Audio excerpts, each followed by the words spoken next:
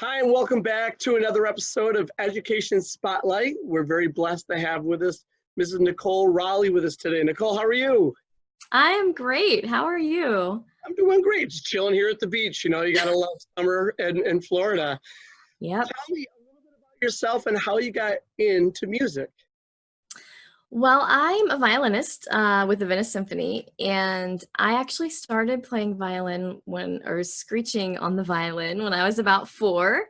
So I've been playing for a long time. And yeah, I just loved it and then decided, played through middle school and high school and just decided to keep on going. Now, what's it like to play in a group like the Venice Symphony or some of the other professional ensembles that you play in? It's really amazing, actually. I just think about my life sometimes and I think, wow, I have music in my life all day, every day, and it's really nice.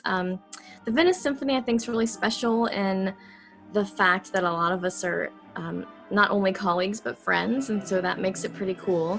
And of course, having Troy Quinn join us has been great and really elevated the level of the symphony overall. And it's just a lot of fun, there's nothing quite like making music together with other people. It's other good musicians. It's really an incredible experience. Now, is that tricky to go from being a professional violinist to then teaching beginner violins, or is it helpful? I think my playing, the fact that I do play a lot, is actually helpful with my teaching. Because I kind of know where my students need to head to be able to do this professionally if they choose to. I also know that not everybody's gonna choose to do it professionally, and that the benefits of music are still, I could list a lot that would take the whole interview time, but I think it's a really good balance. Now, what do you teach, Cole? So I teach. I do a lot. It's really full, but it's all good stuff. So it's wonderful. I run a nonprofit called Music with a Mission that we give free music lessons to kids whose families may not be able to afford it, or they wouldn't have access to it, or support, or something along those lines. And that has been an amazing blessing in my life. I also teach a handful of private students, and I teach at Sarasota Christian School up here in Sarasota. And I also obviously teach with the Youth Symphony, the Venice Symphony Youth Program. And that's what you read my next question. I was going to ask you what that experience has been like with working with the Venice Symphony Youth Orchestra. Last season was my first season working with them, and to be honest, I wasn't sure if I should take something else on when I was asked about it, but really, I've loved it. I have enjoyed it. Those kids are amazing. They're great. They want to be there, and so they work hard while they're there, and they made tremendous progress last year. I just thoroughly enjoyed it. And that's the really cool thing about music, is it doesn't matter what level or age you're at. It's like you can make music together. And with our youth orchestras, we're really working to make sure you're placed in the right ability level so you can thrive and learn at the same time. Right. And the high schoolers, like I said, the high schoolers who were in that group were really great leaders. And I relied on them a lot for the help that they gave in their sections. Nicole, tell us a little bit about what you have to share with us today for some music lessons. Okay, so I did just a little demo video of the violin and the viola and the cello. It's not really in depth as far as like how to play the instrument, but it's just a really quick overview of the parts of the instrument, kind of how it works, how they make the sound, and how they're different from each other. And I think that's so great because a couple weeks ago we had Christopher Riley, who plays double bass in the orchestra. He demonstrated the bass. So now we got the whole family now, don't we? Yeah, that's great. What was one of the things that students are always surprised about when they learn about string family? I think they're surprised about a couple of things. They're always interested in the bow and the how the bow pulls the strings and makes them vibrate to create the sound. They love, especially on the cello, to really feel the vibrations, not only to hear the sound. And putting the finger sound on the instrument and how that changes the pitch, that's always seems really interesting to kids too. Especially when they relate it to science and all that stuff they're learning about in school. They realize that it's science, but in a such Right. more beautiful, musical way. That's wonderful. Well, we're so excited to have you part of the Venice Symphony team, whether it's working in our summer program, one of the schools that's involved with our Symphony in the Schools programs, and of course, as the director of one of our Venice Symphony Youth Orchestras. So we're so excited to share you with the world today. Thanks so much for your time. Yeah, I'm glad to be here.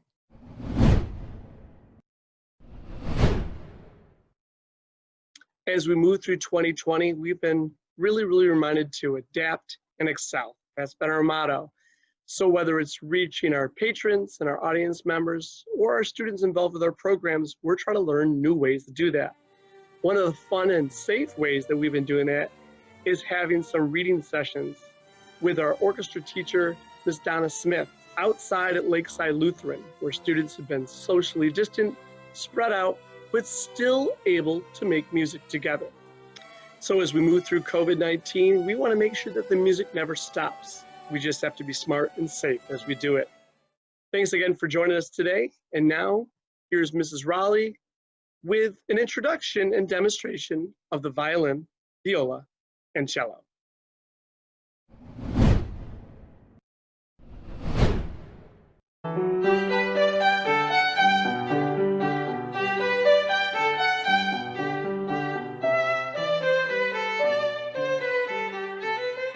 Hi everybody, my name is Nicole Rawley and I'm a violinist with the Venice Symphony, and today I'm going to be talking to you about the violin, the viola, and even as a bonus, even though I don't really play it professionally, the cello. Let's get started. So here's the violin. Now you'll notice I have the stick in my hand.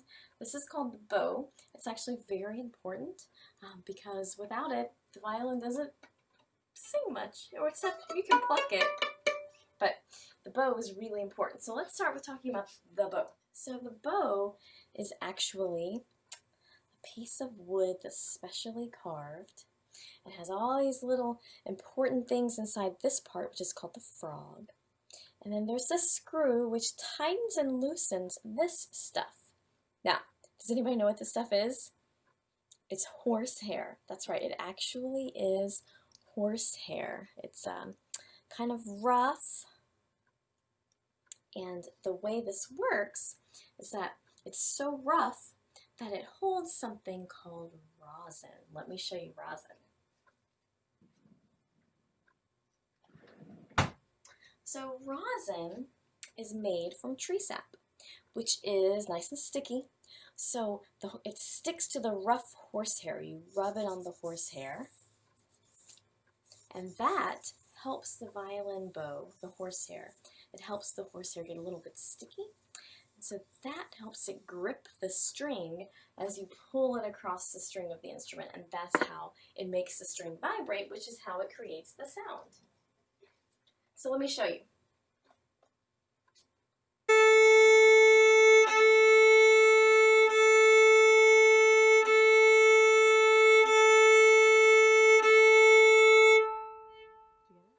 That's how the violin makes the sound.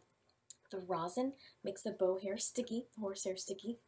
The sticky bow hair pulls the string, and the string vibrates like crazy, and it sends the vibrations into the body of the instrument, and they come spinning out of these little holes. Isn't that cool? That's how the sound is made. So the violin has 4 strings. E, which is the highest. A, which is the next one down. D, which is next. And the lowest string on the violin is G. Here's something interesting about bows and rosin. So I have a brand new bow here. It's a small bow. It's for a children's violin. But I wanted to show you what the bow sounds like before it has any rosin on it. Okay, get ready for this. It's gonna sound amazing. You ready?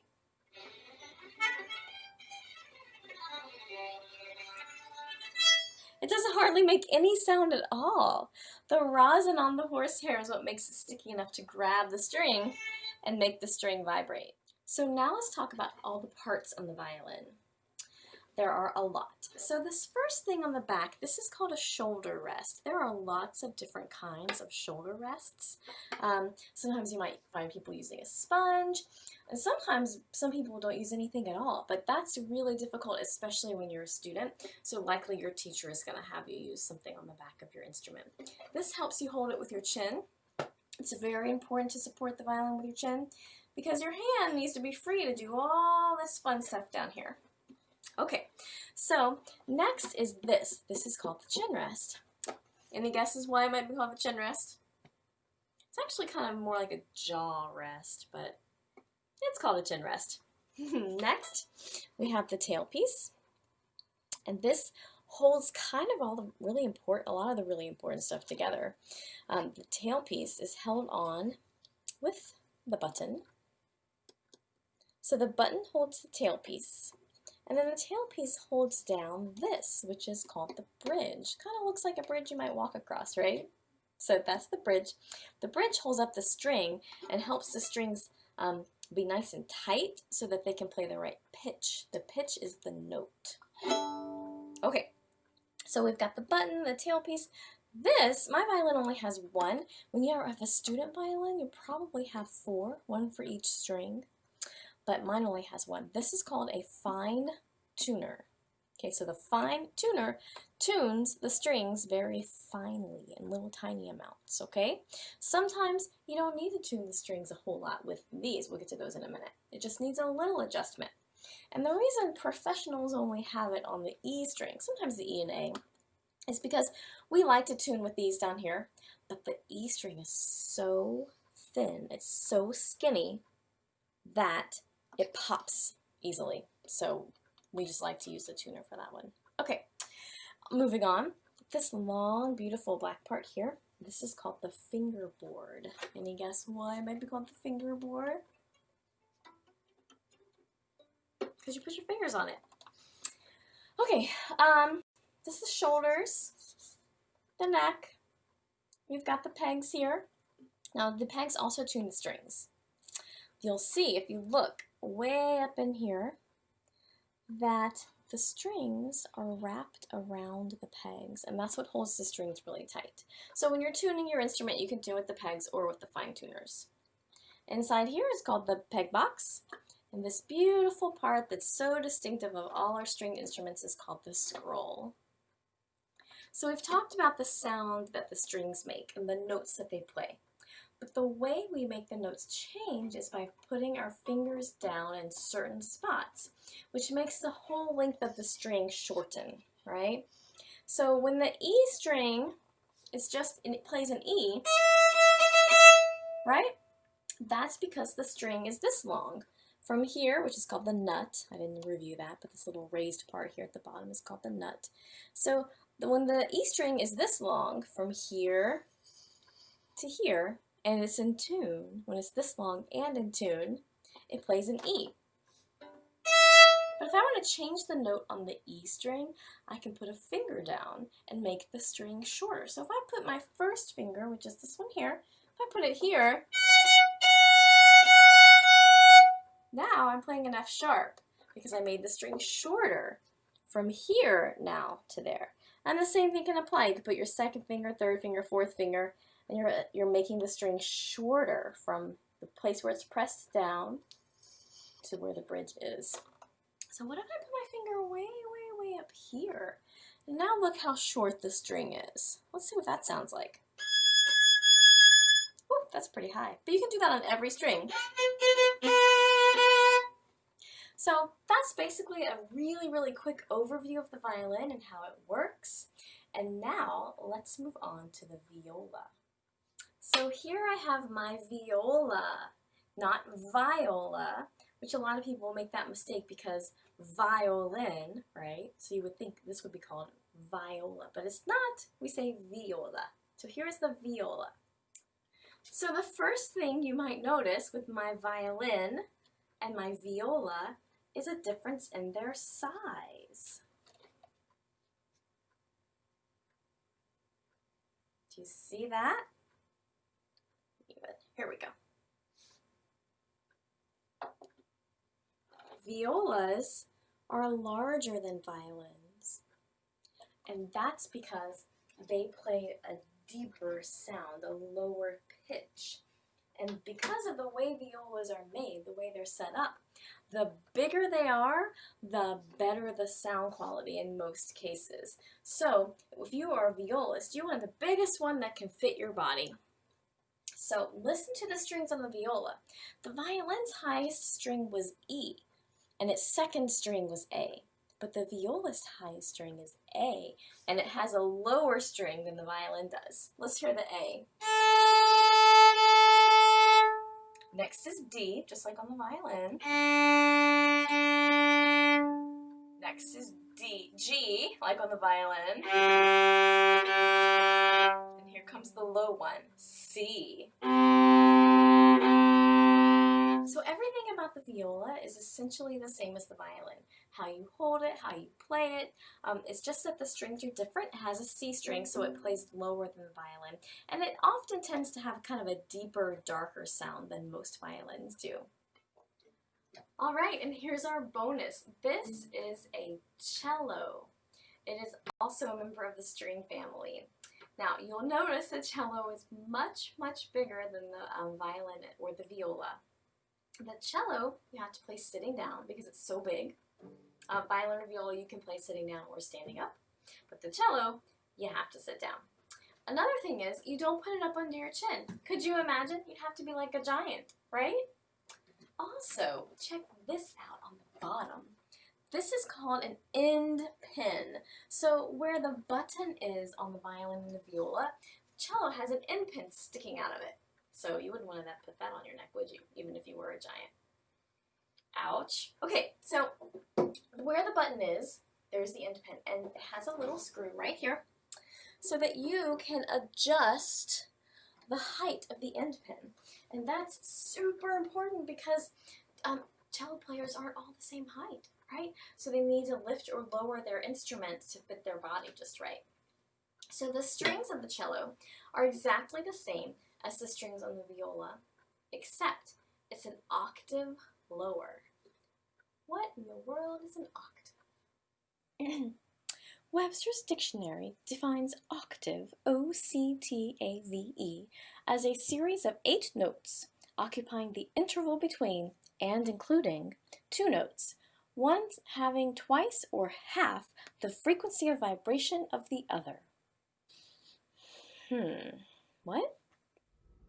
Okay, so let's look at a keyboard to help us understand an octave. This is a C. This is a C. This is a C. From this C to this C is 1 octave, 8 notes. That is an octave. So now that you know what an octave is, let's listen to the strings on the cello. The first string is A, just like on the viola, but it's lower, an octave lower.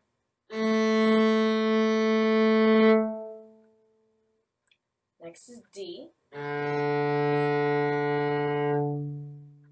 Next is G.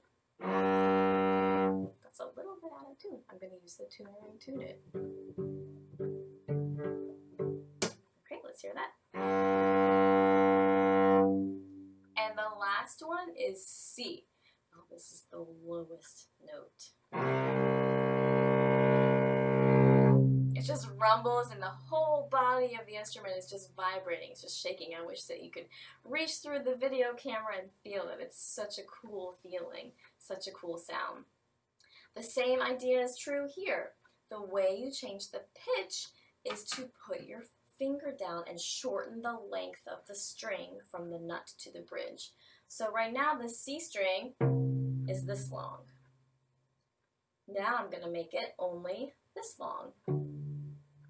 Then I'm going to shorten it again. Then I'm going to shorten it again. You guys see how that works? So the shorter the length of the string, the higher the pitch, the higher the note goes. All right, so I hope you enjoyed your little bonus of the cello, and stay tuned for another video coming soon with more interesting things about string instruments. See you later. One more extra thing.